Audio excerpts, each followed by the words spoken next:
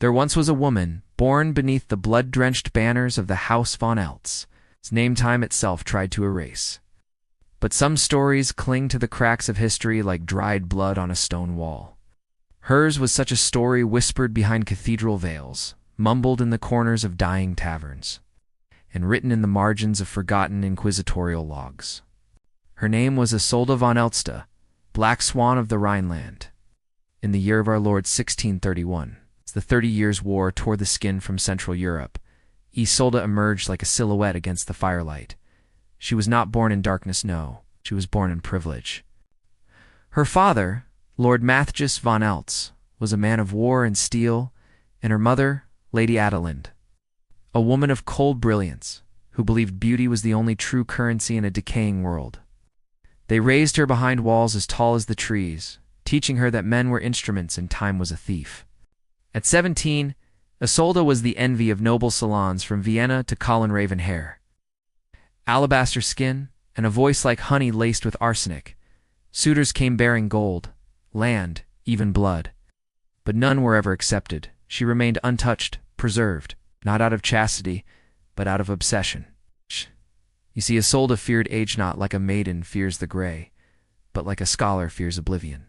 Each wrinkle, each blemish, each softening of the flesh felt to her like the cracking of stained glass in a holy chapel. She watched her mother fade once luminous. Now a brittle husk shivering by candlelight vowed that whatever fate awaited her, it would not include decay. When her mother died, Isolde did not cry. Instead, she ordered the servants to dress the corpse in red and leave it in the great hall overnight, so that death might see the mistake he'd made and take pity. But death does not trade in pity. In that same winter, rumors began. A maid vanished, then a scullery boy, woodsman last seen walking toward the castle gates. The villagers below, already broken by war and plague, spoke in hushed tones of the White Witch in the tower who never aged, who lit her windows by moonlight and burned incense that smelled of iron and lilac. But it was the Bishop of Trier who first took notice. He had seen Isolde 10 years prior, and when he saw her again in a rare visit to collect war taxes, he whispered to his confessor, "She has not changed. Not one line, not one fold in the skin. The devil lives there in silk and perfume." Of course, none could act against the House von Eltz without cause, so the suspicions festered, unspoken but ever present, until the day a girl no older than 10 staggered into the village square. Barefoot, bleeding from the feet, her dress torn like parchment, she spoke no words, only one name: Isolde. What happened next is still disputed by scholars. Some claim it was hysteria, others righteous vengeance. But the villagers gathered like wolves, and by torchlight they climbed the slope to the castle, only to find its gates open and the air thick with the scent of copper. Inside, what they found would torment generations. Not death, not yet, but a banquet. A banquet laid out with care-roast meats, crystal goblets brimming with black wine, and a throne of velvet from which Isolde watched them with a calmness that unnerved even the boldest among them. She was dressed in crimson, her lips stained, not with rouge, but with something darker, and behind her, the bodies, hung like game in a hunter's lodge, drained, preserved, and marked with symbols older than Christianity itself. She did not scream when they seized her, she only laughed. And so began the trial of Lady Isolde von Eltz, the woman who refused to age, and may have feasted on the flesh of the innocent to defy time itself. They say that the mind of a killer is a labyrinth winding, dark without center. But in the case of Lady Isolde von Eltz, the mind was more like a cathedral, cold, echoing, and built stone by stone from childhood. The villagers, after the night of fire and blood, believed they had delivered justice. Isolde was dragged to the dungeon beneath the bishop's fortress in Trier. For weeks she spoke nothing, refused water, refused food, and yet she did not wither. Instead, her skin remained pale and taut, her eyes alert. Her presence, even in chains, disturbed the guards. They whispered that the shadows around her cell moved when she breathed, that the rats avoided her like the plague. It was not until the court scholar, Brother Casper, was allowed to question her under torchlight and alone that she finally spoke. "You think this is about blood," she said, Her voice like silk passed through ash. But blood is only the vessel. Time, brother. ... Time is the true feast. Caspar, who had once studied the alchemical texts banned by Rome, recognized the name she uttered next. Tenebris Vita, the dark life. A forbidden manuscript said to have been penned in the late 1400s by a Carpathian monk who went mad under lunar eclipses. A tome bound in human skin, written in ink laced with powdered bone. Somehow, Isolde had found it. Her confessions came not under torture, but through seduction words, chosen like blades, slicing through morality and planting doubt.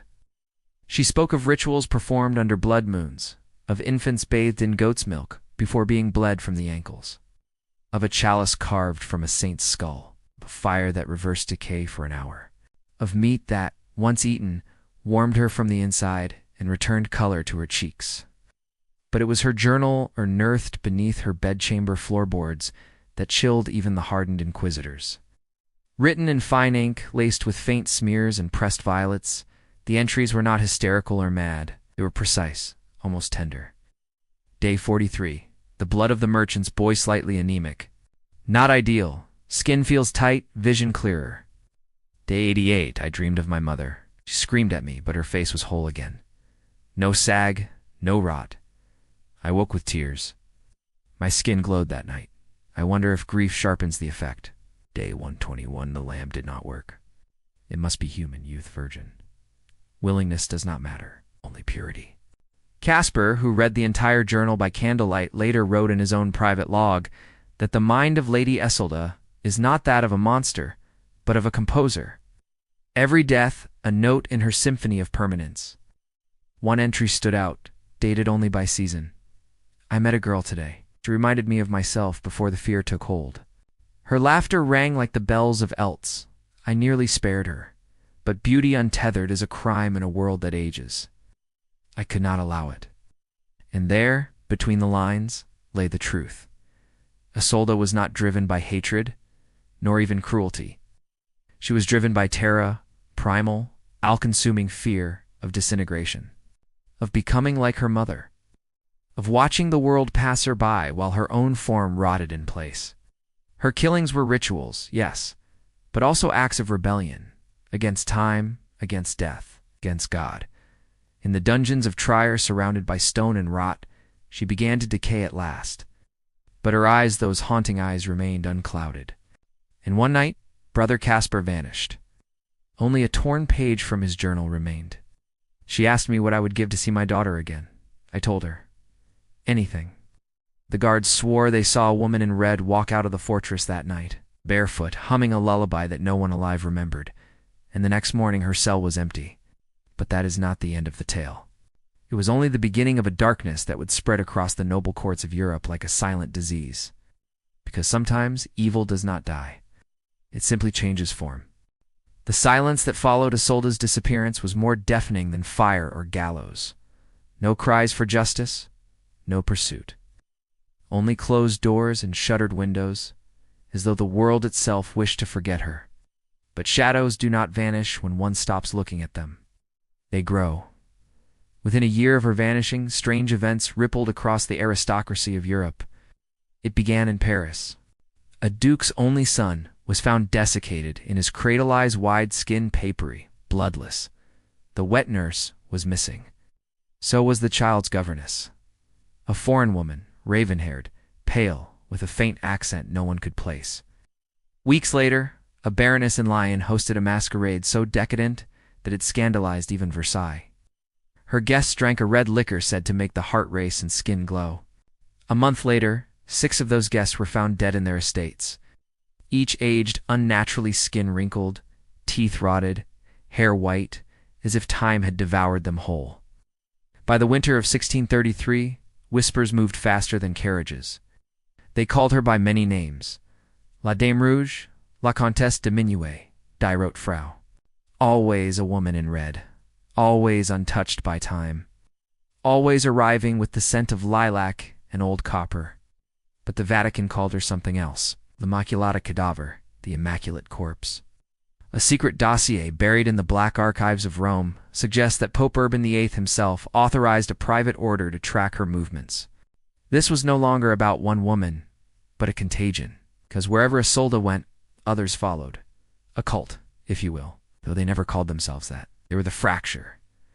Nobles and scholars who had glimpsed the edge of death and recoiled not in fear, but in hunger. They believed Isolde had found a fissure in time, a fracture in God's design.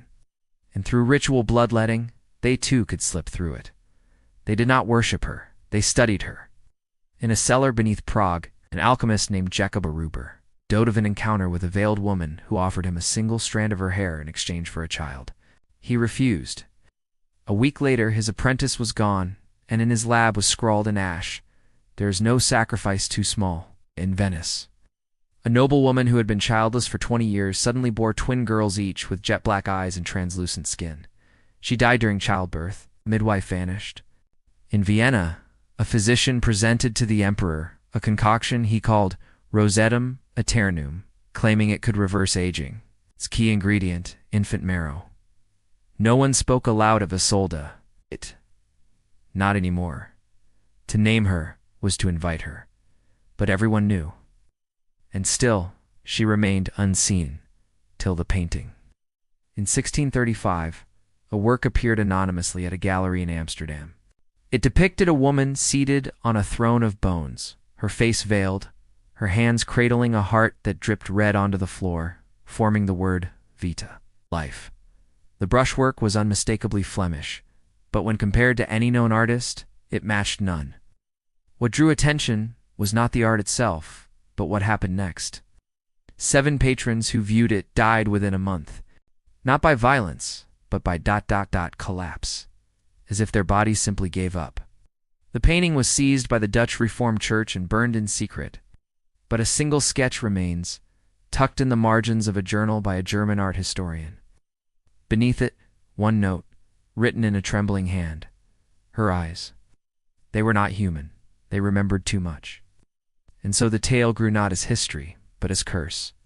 Whispers that she never aged because she had already died, that her flesh was no longer flesh, but a vessel. She could step through mirrors, through dreams, through blood.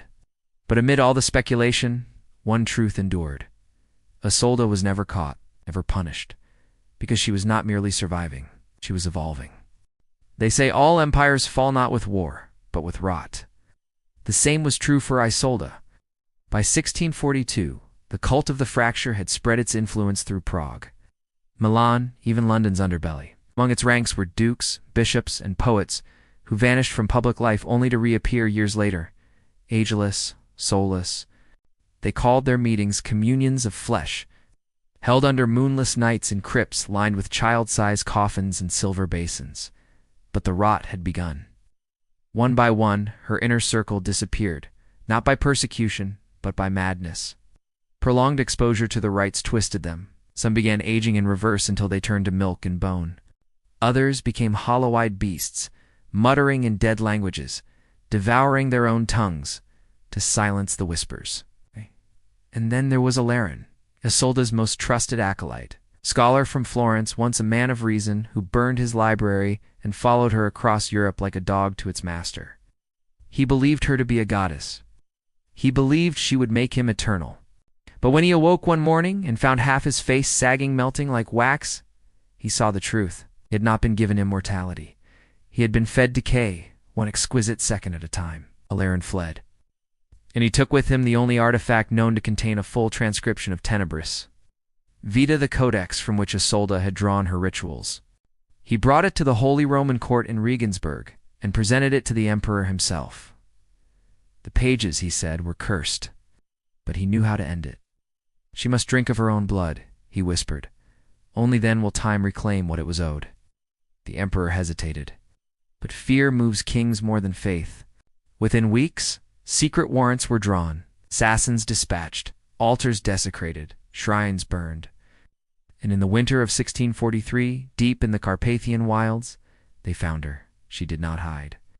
She stood at the gates of a monastery turned slaughterhouse, wrapped in crimson, her eyes still sharp, her face unmarked by time. Around her, the frozen bodies of her remaining followers, naked, smiling, their chests torn open as if willingly offered. She welcomed the assassins, but they did not kill her, bound. Instead, they brought her bound in chains of blessed iron. Her mouth sewn shut with threads pulled from the hair of virgin martyrs to a cavern beneath the ruins of Elt's castle. There, Alarin waited.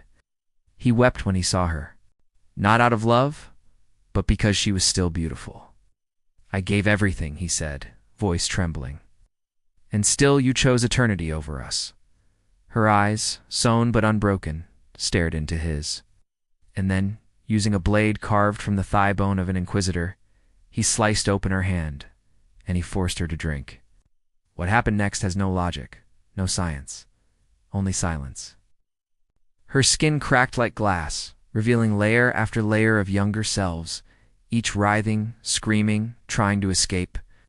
Her veins glowed red, her bones blackened, and then she was gone. No body, only a pool of blood so cold it steamed in the torchlight. Alarin disappeared that night. Some say he drank the rest of her blood and wandered into the mountains. Others claim he jumped into the Danube, laughing as his skin peeled away. But even now, villagers near the ruins of Elt's castle leave offerings at the edge of the woods, a vial of milk, a lock of baby's hair, a single red rose. It's not out of faith, out of fear. 'Cause sometimes when the mist rolls through the trees, they see her. Not as a monster, but as a girl in a red dress, standing barefoot, face to the sky, humming a lullaby, long since forgotten. And they know Isolde von Eltz did not die. She was simply reborn,